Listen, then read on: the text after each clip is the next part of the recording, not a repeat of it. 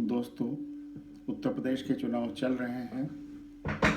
हम चुनाव की प्रक्रिया में हैं और यह एक मौका है। यह एक जनतंत्र के बचाने का, जनतंत्र को खुशहाल करने का, जनतंत्र को समझने का और जनतंत्र में सही बीजारोपण करने का एक अवसर है, एक पूजा है, एक तपस्या है, एक इबादत है। और इस मौके को हमें किसी भी तरह से हाथ से जाने नहीं देना है। प्रदेश की खुशहाली सारे समूहों से ऊपर उठकर, सारे बंटवारों से ऊपर उठकर पूरे प्रदेश के हर व्यक्ति की खुशहाली का लक्ष्य होना चाहिए। हमको वोट देते समय किसी भी संकीर्णता में नहीं जाना चाहिए।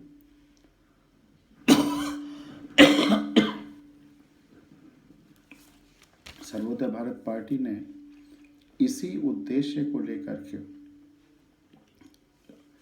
एक संवैधानिक चुनावी प्रक्रिया में भाग लेने के लिए अपना कदम रखा है। दरअसल सर्वोदय भारत पार्टी संविधान को जन जन तक ले जाने की जो भगीरथ प्रयास था, उसी की छोटी सी ट्रिब्यूटरी है, छोटी सी शाखा है। लेकिन मुख्य उद्देश्य तो संविधान को जन जन तक पहुंचाने का है, क्योंकि जब तक व्यक्ति संविधान नहीं जानेगा, भारत की आत्मा को नहीं जानेगा और भारत के जनतंत्र को नहीं जानेगा, भारत के जनतंत्र को नहीं पहचानेगा। अभी हमने 26 जनवरी को गणतंत्र दिवस मनाया। मैं कई विद्यालयों में गया। आश्चर्य ये है कि उन विद्यालयों में बैठे हुए बच्चे और उनके अभिभावक और पत्रकार गण तक ये नहीं जानते कि संविधान में पहला मूल कर्तव्य क्या है, संविधान में क्या है। और हम 26 जनवरी मनाते हैं, गणतंत्र दिवस मनाते हैं। जिस किताब के लागू होने की वजह से हम गणतंत्र दिवस मनाते हैं, उस किताब के बारे में नहीं जानते, संविधान के बारे में नहीं जानते, संविधान कैसे बना है ये नहीं जानते, संविधान में कैसे चुनाव करना चाहिए लोगों को, ये जो बताया गया है वो नहीं जानते। तो इसीलिए इतनी अव्यवस्था चारों तरफ फैली हुई है, इतने बंटवारे हैं, इतनी असंवेदनशीलता है। संविधान सभा में, जैसा मैं बार बार कहता हूँ, राजेंद्र बाबू और अम्बेडकर साहब दोनों ने कहा था कि अगर अच्छे, चरित्रवान, ईमानदार, संवेदनशील लोग चुनकर नहीं आए तो ये अच्छा संविधान भी देश को खुशहाल नहीं कर पाएगा। दोहरी जिम्मेदारी दी थी। अच्छे, चरित्रवान, ईमानदार, संवेदनशील लोगों को जिम्मेदारी दी थी कि वो चुनाव में भाग लें, और अच्छे और जनता को जिम्मेदारी दी थी कि वह ऐसे लोगों को जिताएं। मीडिया को भी जिम्मेदारी दी थी कि वह ऐसे लोगों को ढूंढ करके सामने लाए। मुझे बहुत दुख होता है कि मीडिया अपने इस रोल में सफल नहीं हो पा रही है। मीडिया गंदे लोगों को और उनके गंदे कामों को हाईलाइट कर रही है। शुरू के अखबारों के पूरे पेज इन्हीं सब चीज़ों से भरे रहते हैं, और अगर कोई आदमी कोई अच्छा काम कर रहा है तो उसको एकदम पीछे के पेज में ढकेल दिया जाता है। अक्सर तो उसे जगह ही नहीं मिलती है। मीडिया को भी समझना पड़ेगा। ठीक है, अपने जो भी व्यापारिक कारण हों, लेकिन उसके अलावा मीडिया के लोगों का भी तो आखिर में घर होता है, परिवार होता है। वो भी तो चाहते होंगे कि हमारा घर परिवार सुखी रहे, सड़कें अच्छी रहें, हमारे दूर दराज के जो परिवारजन रहते हैं उनको भी अच्छी सड़कें मिलें, अच्छी व्यवस्थाएं मिलें। तो उसके लिए उनको फिर अच्छाई को ढूंढना पड़ेगा, अच्छाई को आगे बढ़ाना पड़ेगा। बहुत शॉर्ट टर्म गेन में सोचना उचित नहीं है। हो सकता है कि बहुत ज़रूरी काम पूरा करने के लिए शॉर्ट टर्म गेन की ज़रूरत लोगों को पड़े, लेकिन अगर देश को खुशहाल करना है, समाज को खुशहाल करना है, प्रकृति को बचाना है, तो हमें लॉन्ग टर्म पर्सपेक्टिव में सोचना पड़ेगा। दीर्घ सूत्रीय कार्यक्रम बनाने पड़ेंगे और दूरदृष्टि रखना पड़ेगा। जब तक हम दूरदृष्टि नहीं रखेंगे, हमारे कामों का दूर तक क्या असर आता है ये नहीं सोचेंगे, तो फिर कोई हल निकलने वाला नहीं है। तो यह चुनाव एक मौका है, सुनहरा मौका है। इस चुनाव से परिवर्तन की गंगा शुरू हो जानी चाहिए और यह जो सकारात्मक परिवर्तन होगा वह एक ही दिशा में हो कि आप अपने क्षेत्र में जो सबसे अच्छे चरित्रवान, ईमानदार, संवेदनशील प्रत्याशी हैं, चाहे सर्वोदय भारत पार्टी के हों या इंडिपेंडेंट हों या किसी भी दल के हों, उनको जिताएं, उनको वोट दें, न कि पैसे या और किसी आधार पर। मेरी एक गज़ल है, जिस व्यवस्था में आम आदमी की सुनवाई नहीं है, उस व्यवस्था के बने रहने में भलाई नहीं है। हैं बचे इस रेत पर कुछ नक्शे पा, हैं बचे इस रेत पर कुछ कदमों के निशान, अभी कोई बड़ी लहर यहाँ तक आई नहीं है। और अब संविधान की जानकारी, जागरूकता, तमाम सारे और संचार के जो नए माध्यम आए हैं, संचार क्रांति, तकनीकी क्रांति, इन सब की वजह से अब वो नई लहर आने वाली है, अच्छाई की लहर आने वाली है, शुचिता की, शुद्धता की, ट्रांसपेरेंसी की लहर आने वाली है, उस पारदर्शिता की लहर आने वाली है। उसमें हमें हमारी क्या भूमिका है, हमको पहचानना होगा। सर्वोदय भारत पार्टी तो लगातार कृत संकल्प है कि अच्छे लोगों को इस तरह जो भी हैं उनको ढूंढा जाए और प्रत्याशी बनाया जाए।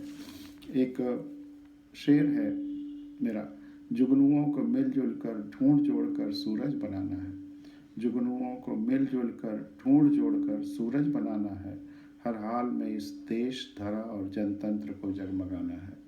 जुगनुओं को मिलजुल कर ढूंढ जोड़ कर सूरज बनाना है, हर हाल में इस देश, धरा और जनतंत्र को जगमगाना है। सर्वोदय भारत पार्टी ने तमाम सारे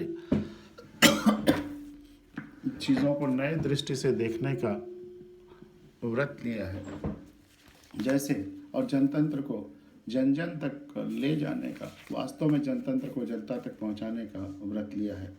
कई नए प्रयोग किए जाएंगे, जैसे एक हम लोगों का प्रयोग होगा कि जो भी हमारा प्रत्याशी जीतेगा, जो भी विधायक बनेगा, वह विधायक निधि का प्रयोग केवल अपने इच्छा के अनुसार नहीं करेगा, बस कि उस क्षेत्र के, उस विधानसभा क्षेत्र के जो 4 अन्य हारे हुए प्रत्याशी होंगे उनके साथ मिल बैठकर करेगा। क्योंकि जो 4 हारे हुए प्रत्याशी हैं, भले ही हमारा प्रत्याशी 20% वोट पाता है, जो हारे हुए प्रत्याशी हैं वो चारों मिला करके 60-70 पाए हुए हैं, तो 60-70% लोगों के विचार को वो भी व्यक्त करते हैं, 60-70% लोगों की समस्याएं वो जानते हैं, 60-70% लोगों के क्षेत्रों की समस्याओं से वो वाकिफ़ हैं। तो अगर उनके साथ मिल करके विचार विमर्श करके, मंथन करके उस निधि का प्रयोग होगा तो निधि का प्रयोग सही होगा, और इस तरह से पंच परमेश्वर के सिद्धांत से सम्यक विकास की धारा बहेगी पूरे क्षेत्र की, पूरे विधानसभा क्षेत्र की देखभाल होगी, न कि कुछ क्षेत्रों की। अभी तक देखा गया है कि जो विधायक जीतते हैं वो विधायक निधि का इस्तेमाल केवल उन क्षेत्रों में करते हैं जहाँ के लोगों ने उन्हें वोट दिया है, जबकि वह पैसा टैक्स पेयर्स का है जो सारे लोगों ने दिया है, और वह पैसा पूरे क्षेत्र, विधानसभा क्षेत्र का है, चाहे उनके लिए भी है जिन्होंने उस विधायक को वोट दिया था नहीं। तो ये परंपरा चेंज करनी पड़ेगी। ये जो धारा है जनतंत्र की, उसका लाभ सबको मिलना होगा, जो व्यवस्था का है लाभ वो सबको मिलना होगा। अगर केवल जिन लोगों ने वोट दिया है उनके लिए करना है, तब तो फिर जो पॉलिटिकल पार्टी है वो अपने फंड से पैसा दे। अगर सरकारी फंड से पैसा आ रहा है विधायक निधि का, तो उसका प्रयोग तो सबके लिए होना चाहिए। इसी तरह से एक दूसरी चीज़, सड़कें लगातार बनी रहें, अच्छी बनी रहें, हाईवे ही नहीं सब, उसके लिए अब यह व्यवस्था रहेगी कि जो भी ब्लॉक लेवल पे या शहरों में इकाइयों पे एक लगातार इमरजेंसी टीम रिपेयर स्क्वाड रहेगा, और कहीं भी अगर सूचना मिलती है कि ये सड़क यहाँ ख़राब है तो 12 घंटे के अंदर, सूचना मिलने के 12 घंटे के अंदर उसको बनाना पड़ेगा। क्योंकि अगर सड़क ख़राब होना शुरू होते ही अगर बनना शुरू हो जाए तो फिर रिपेयर हो जाता है, लेकिन अगर वो 10-15 दिन पड़ा रहे तो इतना ख़राब हो जाता है कि उसको रिपेयर करना मुश्किल हो जाता है, और सड़कों की गुणवत्ता सुधारी जाएगी। एक और महत्वपूर्ण चीज़ है, अभी तक जो ठेके दिए जाते हैं वह लाभ के लिए किए जाते हैं, न कि सेवा के लिए। जैसे कि ये, जो पार्किंग है, चाहे कार की पार्किंग हो, स्कूटर की पार्किंग हो, इसके जो ठेके हैं वो ठेके देने वाली एजेंसी जो सबसे ज़्यादा बिड करता है उसको ठेके देते हैं। यह आश्चर्य है। वो लाभ कमाने के लिए नहीं होना चाहिए, ये तो उल्टा प्रोसेस है। हम रोड टैक्स तो दे ही चुके हैं, तो अब फिर लाभ और किसको, हमसे क्या लेना है। तो उसको ठेका मिलना चाहिए जो कम से इस बात का बिड करे कि हम कम से कम कितना लेंगे। स्कूटर का अगर 2 रुपये लेता है, कार का 4 रुपये लेता है, तो उसको, या साइकिल का 1 रुपये लेता है, तो जो कम से कम लेता है और ज़्यादा से ज़्यादा सुविधाएं देने का बिड करता है उसको मिलना चाहिए। तो इस तरह से जो 50-50, 60-60 रुपये अब केवल पार्किंग चार्जेस हो गए हैं, वह घटेंगे। वहाँ भी लाभ कमाने की प्रवृत्ति खत्म होगी। ये सारी व्यवस्थाएं जनोपयोगी बनानी हैं। शिक्षा गुणवत्ता वाली होगी, सबके लिए होगी। शिक्षा पे सबसे पहला ध्यान दिया जाएगा, क्योंकि अगर शिक्षा अच्छी नहीं है तो फिर बच्चे का विकास नहीं होता और हर बच्चे में बहुत सफल, प्रस्फुटित होने की, देश के सबसे अच्छे व्यक्ति होने की संभावना है। बच्चों के उस संभावना को पहचानना है। तो चांद की किताब का मैं बार बार हवाला देता ही हूँ कि जिस स्कूल में वो जापानी टीचर सारे रिजेक्टेड बच्चों को लेकर पढ़ाता है, लेकिन उस स्कूल से निकले हुए सारे के सारे बच्चे जापान की टॉप मोस्ट पोजिशंस पे पहुँचते हैं। तो हमें शिक्षा के द्वारा हर वर्ग के हर बच्चे को आगे बढ़ाना है, एक बहुत जिम्मेदार सफल नागरिक बनाना है प्रदेश और देश के लिए। इन सब चीज़ों पर ध्यान दिया जाएगा, किसानों की सारी समस्याओं को मिटाया जाएगा। और जब दरअसल एक ही साध है, सब सध है, सब साध है, सब जाए।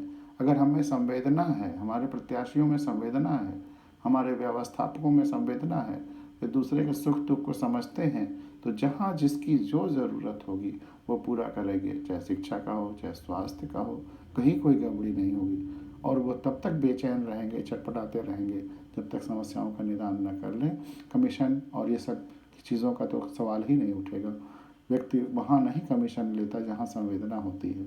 व्यक्ति लूट भी वहीं करता है जब देश को दो हिस्सों में या समाज को दो हिस्सों में बांटता है। एक जहाँ से जिसके दुख दर्द को समझता है, और एक जिसके दुख दर्द को नहीं समझता है। जहाँ जिसके दुख दर्द को नहीं समझता है वहाँ से लूटता है, और जहाँ दुख दर्द समझता है वहाँ ला करके उसका उपयोग करता है। लेकिन अगर ये बंटवारा खत्म हो जाए, हम सबसे संवेदनात्मक रूप से जुड़ाव महसूस करें, तो ये लूट मार का तंत्र खत्म हो जाएगा। और यह तंत्र अब खत्म होना ही है। आप इसमें अपनी भूमिका तय करिए और अच्छे, चरित्रवान, ईमानदार, संवेदनशील लोगों को वोट दीजिए। बहुत बहुत धन्यवाद।